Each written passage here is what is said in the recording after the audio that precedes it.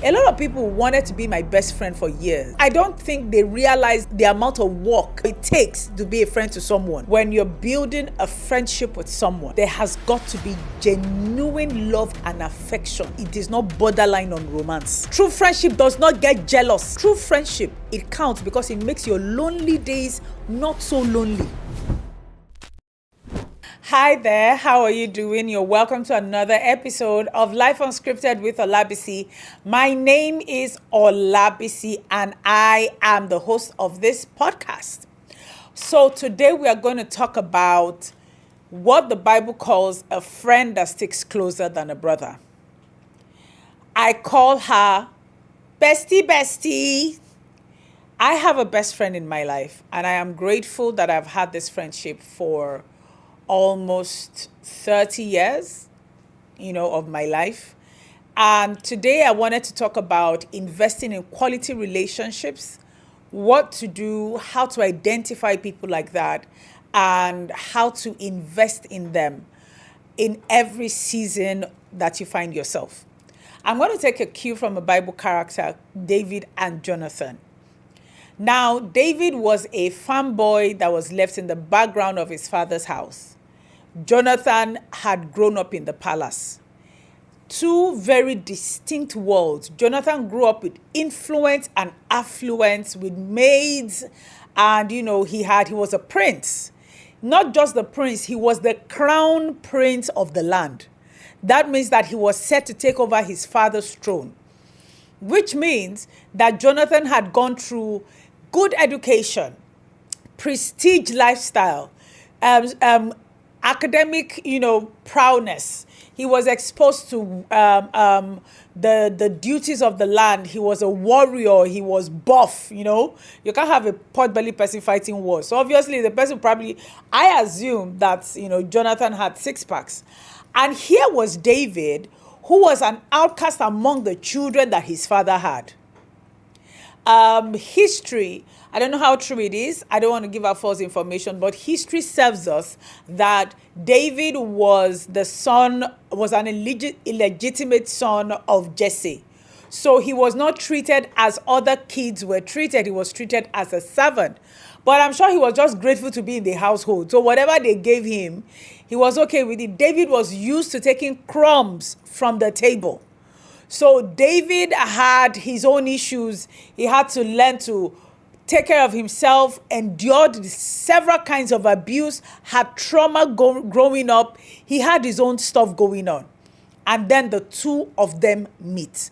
They could not be different as night is. They were so different. They did not have a connecting dot, but God placed love in between them. When you're building a friendship with someone, there has got to be genuine love and affection it is not borderline on romance. There's got to be, let me say it again, there has to be genuine affection that is not borderline romance. That means that whoever it is that is your best friend, you have got to draw that boundary from the onset. That this person, man, woman, is my friend and not a significant other. Keep your emotions in check. Number two thing that I saw was that Jonathan upgraded David's lifestyle. When people think lifestyle, they think material things. No, I am talking mindset. Because David grew up in the farmlands. He was a caretaker of the sheep.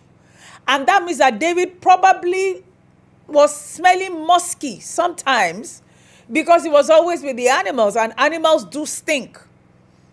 And so he probably was smelling musky. Have you seen the nomads that pass through? When they pass you, sometimes, you kind of smell something funky. So sometimes when I think about David, this is what I think about. So Jonathan not only taught him how to be a good friend, but Jonathan taught him how to groom himself. David groomed himself so much and became so good at it that the Bible says that Jonathan gave David his clothing, and people thought that David was Jonathan in the palace. That is an upgrade. Your friendships must upgrade you. Not only, I want to believe, because David was unlearned.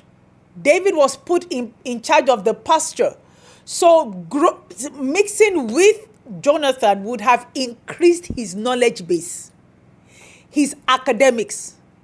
He probably learned to read and write when he met Jonathan, because he was not being cared for in his father's house. People think that David was just a smooth guy playing harp, but they do not realize that he was actually treated as a servant in his father's house. And I know one or two things about people being treated as servants in a family house. I'm not going to talk about that story today. So Jonathan and David's relationship brought upgrade. Another thing it brought was a divine purpose. When the purpose of something is not known, abuse is inevitable. When you do not know the reason why you and your friends are together, you will gossip so much to the point where you start gossiping about each other, and that friendship will be doomed to fail. There's got to be a purpose why you guys are friends. Your best friend or the closest person to you has got to be someone that would open doors for you and take you from A to B, help you out. My best friend and I have been friends for a very long time. She got me my first job that led to the international job that I work with. Why didn't she gatekeep? That's another thing about best friends. They don't think that you shouldn't join this thing because they are the ones there. They won't think that, my friend shouldn't be enjoying this with me. That's not a friend. That's a competitor. Jonathan was not feeling inferior to David. And David never felt inferior to Jonathan, although Jonathan had everything and that David did not have. In fact, when they were friends, David was still a servant in his father's employment, playing the harp for Saul when Saul was under the influence of the demons that were troubling him. What am I saying? True friendship does not think about the social class.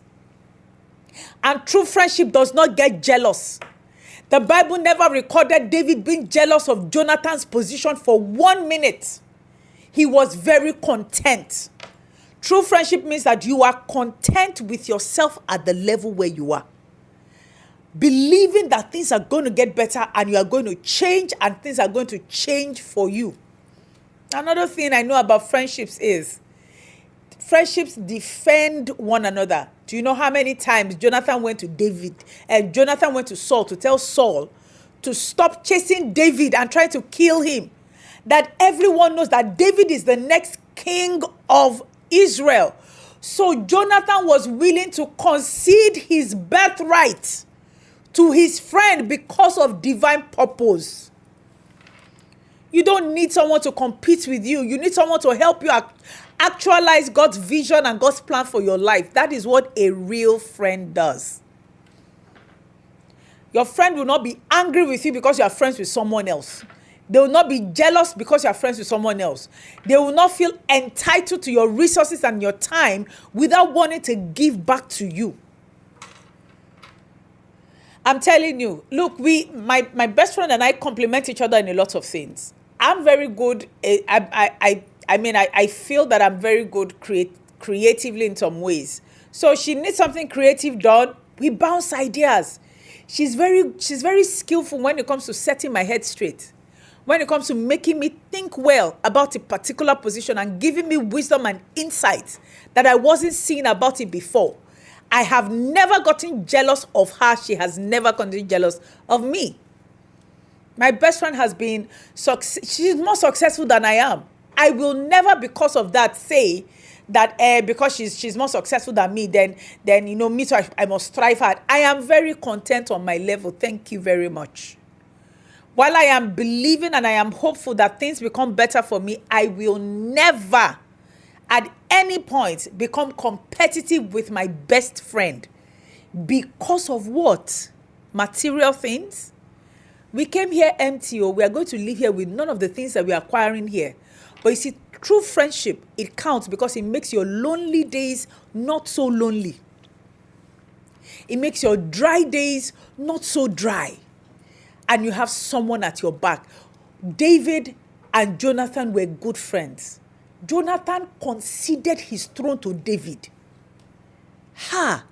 That is a real test of friendship, where you know that this thing is my own, no, but my best friend will do a better job at handling it. So I will have my best friend do it.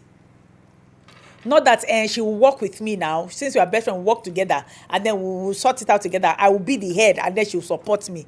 That was not the purpose of that friendship. Another thing is, your best friend will stick with you till the very, very end. Jonathan stuck with David. No matter what, my best friend has stuck with me through pain, rejection, humiliation, chaos, joy, victory, gladness, whatever it is, she has always been there. A lot of people wanted to be my best friend for years, but I don't think they realized the amount of work it took or it takes to be a friend to someone. And so me investing in this friendship with my friend is intentional, because by experience, she has proven to me that she's worth it and that I am safe with her. David's dream and his purpose in life was safe with Jonathan. Can you say that about your friends? If you cannot, then it is time for you to have a good reflection and look at yourself in the mirror. Are you that person to your best friend as well? I will leave you to answer that question today. But I hope you learned something from me and from the story of Jonathan and David that I shared with you. And I hope that you decide to invest good quality time and resources in your present relationships. I want to say thank you so much for listening to me. I know this is a bit solemn, but it's okay. Sometimes you have to be solemn, so I can come across. Please follow and like all our posts on your social media platforms, but follow us, like, and share. We would love to hear your feedback as well on how this podcast is helping you. Until I come your way again next time, my name is Olabisi. This is Life Unscripted with Olabisi. Peace out.